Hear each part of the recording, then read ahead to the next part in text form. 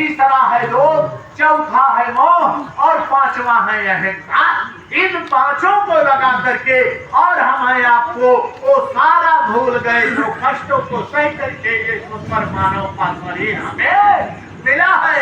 इसी की याद दिलाने के लिए संतों महात्माओं का इस धरती में आना हुआ। प्रेमी भाई बहनों, इसलिए आज हमारे पूज्य हुजूर महाराज जी इतनी विकराल परिस्थितियों में, भीषण परिस्थितियों में, ठंडी गर्मी बरसात हो रही है, लेकिन जीवात्माओं को संत मही विचरत के ही हेतु और जड़ जीवन का तरत सचे जो हम सब लोग अपने अपने माँ के घर में वादा करके आए, उसी की याद दिलाने के लिए आए और आ करके कहा जाओ और जा करके मेरा संदेशा गांव गांव में दे करके आओ कि मैं सबके दर्शन के लिए ऐसे बलिया न्याय पंचायत में प्रेमी भाई बहनों वहां पर पानी बरसात मच्छर सब कुछ बर्दाश्त करते हुए आपका इंतजार कर रहे हैं।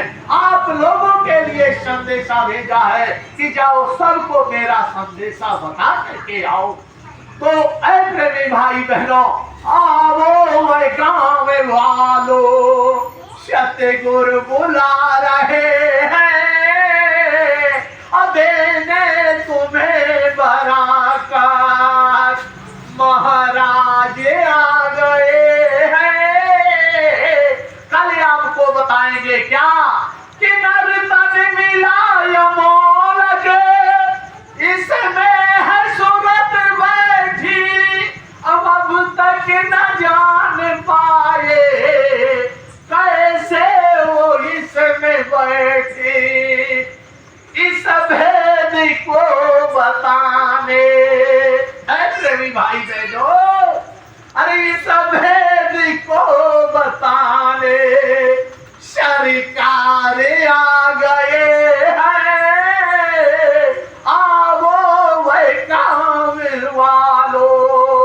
अरे जो रामायण में लिखा है, हम तो आप रामायण का पन्ना पलट करके पढ़ करके छोड़ दिया प्रेमी भाई बहनों, लेकिन उसी रामायण में लिखा है कि घाट में है सूझत नहीं, लानत है सो जिंद, अब गोस्वामी संसार को होगा मोतिया बिंद। इसी के अंदर वो परमात्मा है और हम आप क्या ढूंढ रहे हैं।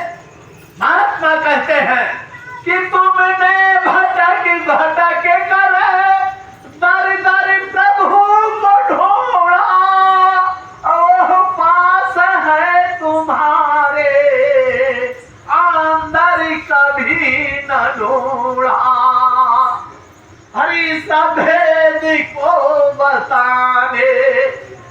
वो मौका आ गया प्रेमी भाई बहनों कि इस घर के अंदर वो परमात्मा कहां पर बैठा है, अरे इस भेद को बताने महाराज आ गए हैं, आओ वह गाँव वालों। हमने अपने कहा ढूंढा, कभी पानी में ढूंढा, कभी पत्थर में ढूंढा और कभी जाकर के पेड़ों में ढूंढा, कभी पीपल में ढूंढा, कभी पाखड़ में ढूंढा, और वो है कहाँ, इसी घर के अंदर है। ऐ प्रेमी भाई बहनों, कबीर साहब ने भी लिख दिया कि कस्तूरी कुंडल बसेंद्र ढूंढ है बनमाए, अब ऐसे घट घट राम है वो दुनिया देखा ना। इसी घट के अंदर वो राम मिलेंगे प्रेमी भाई बहनों।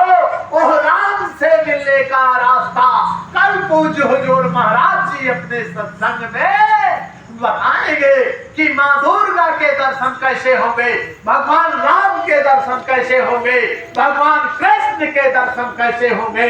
इसी घट के अंदर इसका रास्ता, इसका भेद कल पूज्य हुजूर महाराज जी अपने सत्संग में बताएंगे। है प्रेमी भाई बहनों, हम आप क्या समझते हैं, इसी के अंदर परमात्मा है। जैसे दूध के अंदर घी छिपा होता है, जैसे गन्ने के अंदर चीनी छिपी होती है, उसी प्रकार से इस मनुष्य शरीर के अंदर वो परमात्मा छिपा हुआ है। अब हमें आपको विद्या नहीं मालूम कि दूध से घी कैसे निकाला जाए। दिखाई तो नहीं देता दूध में घी, कि दिखाई देता है, और है उसी के विद्या नहीं मालूम तो लेकर के छन्नी बैठ जाए और 100 लीटर हमारे पास दूध हो और छानने लगे प्रेमी भाई बहनों, एक बार नहीं 1000 बार हम उसको छान डालेंगे, एक बूंद घी मिलने वाला नहीं है कि मिल जाएगा छानने से, नहीं मिलने वाला। जब हमें विद्या मालूम होगी, उसकी तरकीब मालूम होगी, दूध को गर्म करना है, जामन डालना है, फिर मखानी से भिगोना है, फिर उसको आग में तपाना है, और तब इसके बाद अगर हमारे पास 1 लीटर ही दूध होगा तो हमको कुछ ना कुछ घी की प्राप्ति हो जाएगी।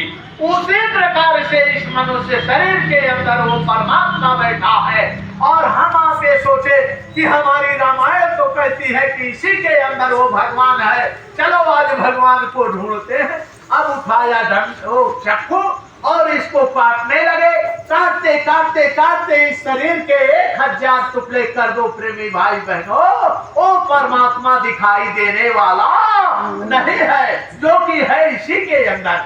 जब हम महात्माओं की शरण में जाएंगे, उनसे रास्ता लेंगे और अपने घर गृहस्थी में रह करके, अपने बाल बच्चों के बीच में रह करके इसी शरीर के अंदर परमात्मा की प्राप्ति हो जाएगी।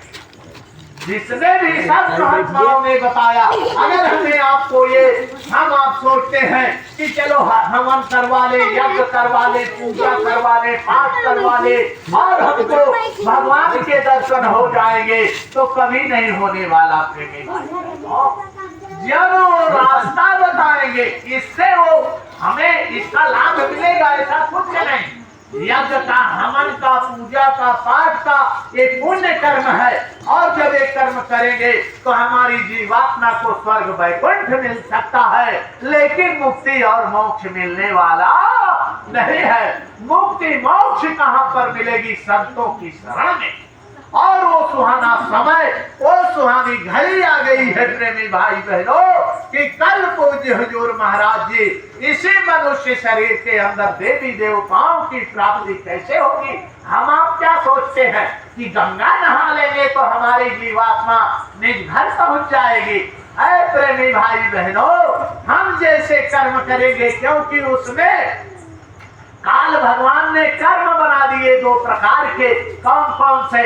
शुभ अशुभ कर्म अनुहारी, अदेत ही सफल हृदय विचारी। 2 प्रकार की, एक अच्छा कर्म, एक बुरा कर्म। अच्छा कर्म क्या है? अगर हम किसी माँ बहन बेटियों को अपनी मर्यादा से, इन आंखों से, अच्छे भाव से देखेंगे, किसी के धन को नहीं हड़पेंगे, किसी के साथ बेईमानी नहीं करेंगे, भूखे को भोजन खिलाएंगे और पूजा पाठ करेंगे, तो ये शुभ कर्म है। अगर इस कर्म को करेंगे तब हमारी जीवात्मा जब ये शरीर को छोड़ेगी तो स्वर्ग वैकुंठ जाएगी।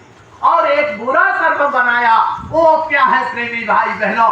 अगर हम किसी माँ बहन बेटी को गलत दृष्टि से देखेंगे, किसी को सताएंगे, किसी के धन साथ बेईमानी करेंगे, किसी के धन को हड़पेंगे, किसी को धोखा देंगे, किसी जीव को मारे काटेंगे, तो ये बुरा कर्म है। और इसकी सजा उन्होंने क्या बताई कि सीधे नरक में जाओ। और एक नरक नहीं, नरक हजारन है तहाँ, रहे पतित बहुरोय, और ज्यों ज्यों मारे दूत बहु रक्षक कहाँ न कोई।